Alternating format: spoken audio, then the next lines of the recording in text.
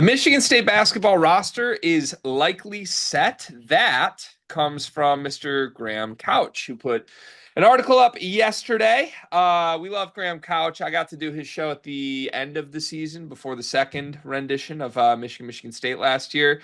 And Couch has been putting out great coverage of Michigan State athletics for the Lansing State Journal for years. He is really the go-to person when it comes to Michigan State basketball info for me these days. And he has put his stance out into the world that it's likely the finalized roster with Divine Ugachukwu added into the fold, barring a Jace Richardson surprise return.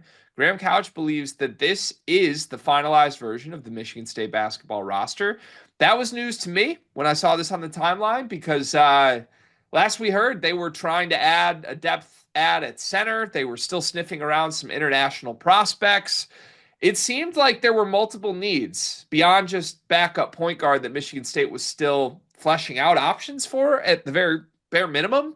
But per Graham Couch and presumably per the Michigan State coaching staff, who is, I'm guessing, who Graham Couch has talked to on this, the expectation is that the Michigan State basketball roster is finalized. Riley, what is your reaction to the idea that this roster is set?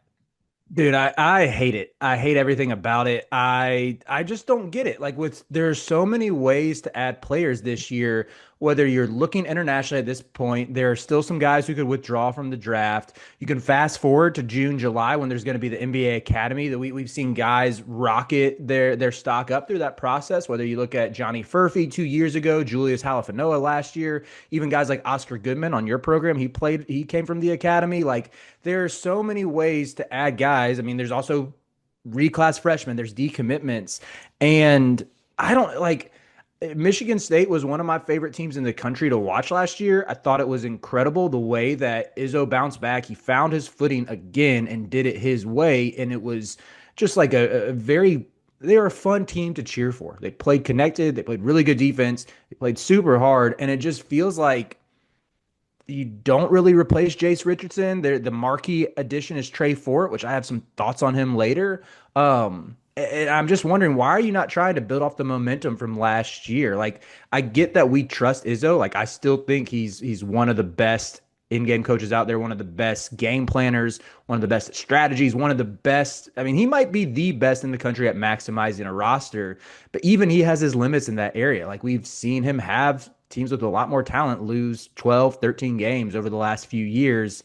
And to just mail it in late May, or close up shop rather, not mail it in. That sounds a little harsh, but to close up shop in late May and not look for ways to improve the roster, it just doesn't really make sense to me. Yeah, I was also confused by it. Now, I think there's two different conversations here, and the only conversation I'm really gonna try and push my answers on here is like, should their roster be set at 11 players or not? Not necessarily like how good will they be. Totally fair to Mhm. bring it up though, because I think part of the idea of like they have four open spots, they need to add something else, is the fact that you feel like the 11 guys on the roster aren't good enough to do what they did last year. So I get that that's part of the conversation, but I think there's another time and place to have that conversation for me. How good Michigan State's season ends up being was never going to come down to like late ads that Tom Izzo makes in June, right? But it is going to come down to how good Jeremy Fears and Cohen Carr and Jackson Kohler are. Those are presumably the three guys who are sort of taking the mantle here from being good players to they need to be the players on this team. I like the Caleb Glenn ad. Trey Fort, I don't like, but I can understand why other people like it. Divine Ugachukwu was a good depth piece, whatever. Cam Ward, Jordan Scott are guys I believe in. You're still going to have a top 8 or 9 that's full of guys that I'm not going to shrug at when they step on the court in a Michigan State uniform. But as you mentioned, Jase Richardson out. Trey Holloman, a guy who was going to play huge minutes, out. Obviously, Jay Akins graduated. You had three impact guards, three of them, and you added presumably one. You added Trey Fort, and we don't even know if Trey Fort is actually an impact guard. So to me, it made sense that like Noam Yaakov, the Israeli point guard, was an option for Michigan State. To me, it made sense that they were looking at the Obiora, the kid that just went to Mhm. Texas. I think there's really thin depth at the 5 spot right now. You look at Jackson Kohler, who is a guy they haven't wanted to play at center in the past. They've wanted to play him at the 4. And all you've got is Carson Cooper behind him. Jesse McCulloch, we don't even know. He redshirted last season. So, look, I how good they are is a different thing. You're allowed to have 15 players now. Tom Izzo has 11. And I criticized him 2-3 years ago for not using all his scholarships. What are you doing? And we look around at all the contending teams right now. UConn just added somebody. Kansas just added somebody from Kansas City. Like, teams are adding depth pieces. Just long shot, up shot guys. Michigan just added one, the 3-star from Florida. At bare minimum, those are the guys that Michigan State should be filling this roster with.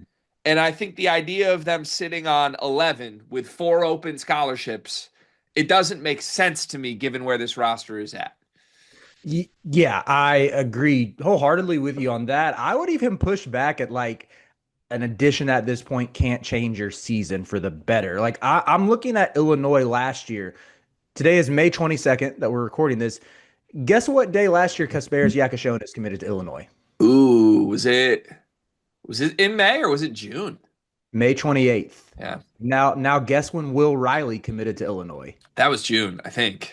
June 23rd. Like Yeah. sometimes with these international impact guys, there are different hurdles to clear with academics or figuring out eligibility, making sure they pass the NCAA clearinghouse, but at least try to do something like that. Like I think every big time program should have at least one international kid on their roster going forward because maybe you get someone who is like with both Riley and Kasparis last year, we knew there was lottery potential. Maybe you get one of those guys, or maybe just if not one of those dudes, get a guy who's played some pro ball, who is a dart throw, who could pan out better than you expect. You know, I don't think I hate to only use Illinois as an example, but we didn't expect Big T to look like a fringe all conference caliber big man either. Like they hit the lottery on all 3 of those guys. And to not even take a swing at one of them, to me, it doesn't really make sense. And I mean, you know, you're talking about like the portal's pretty barren right now. I think if you're getting guys out of the portal, yeah, they are going to be those depth pieces like the divine. I can't say his name without thinking of your nickname, Greg. But Yeah, no, we don't bring that up. yeah, we can be nice on this one. Divine Yuga Chukwu. But I'm even thinking of a guy like Vin Allen Lubin, who's still out there uncommitted in the portal. Like you're telling me that Tom Izzo doesn't want an undersized big with a good motor who's really physical and rebounds really well. Not to mention who like his upside was unlocked or with Elliot Cadeau and Jeremy Fears has a lot of that same the floor general passing like pick and roll playmaking skill set that could really benefit that. Like he would beat out Carson Cooper for the starting 5 spot without breaking a sweat. Like all of this to me, I don't know. I love Izzo, but I just don't get it. I don't get the strategy here. Yeah, I think the reality of the way Tom Izzo recruits throughout, I think, history, but it's been especially felt in the last 5 years when with NIL and the portal being added, is that he is not a guy who wants to go throw 100 offers out. Like, if you're an Izzo offer recipient, there's a relationship there that Tom Izzo's going to invest in heavily as if he's going to get you. And I think that has meant there's usually a narrow target pool even at the high school level, certainly in the transfer portal. Like he's not throwing offers around. He's picking 1 to 2 guys he really likes. He's going all in on those guys. And he's Tom Izzo, a Hall of Famer. And normally when he offers you, that means something. He usually gets you. But the cycles where he's missed are where he runs into trouble.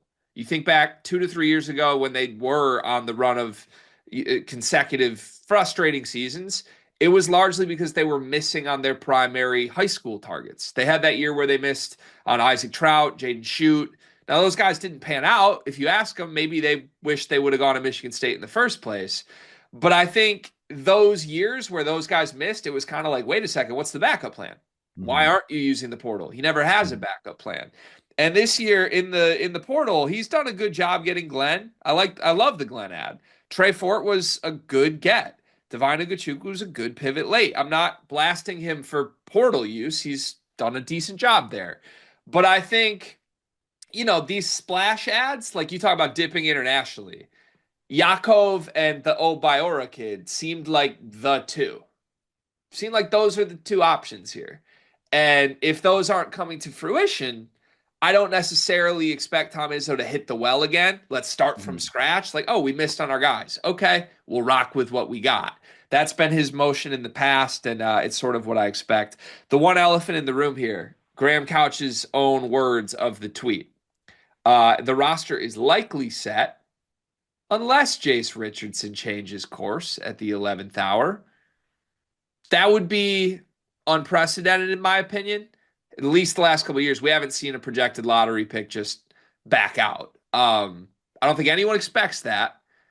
But the way Michigan State's moved would make more sense if they had an inkling that maybe it was going to happen. Is there any chance that that's what's going on?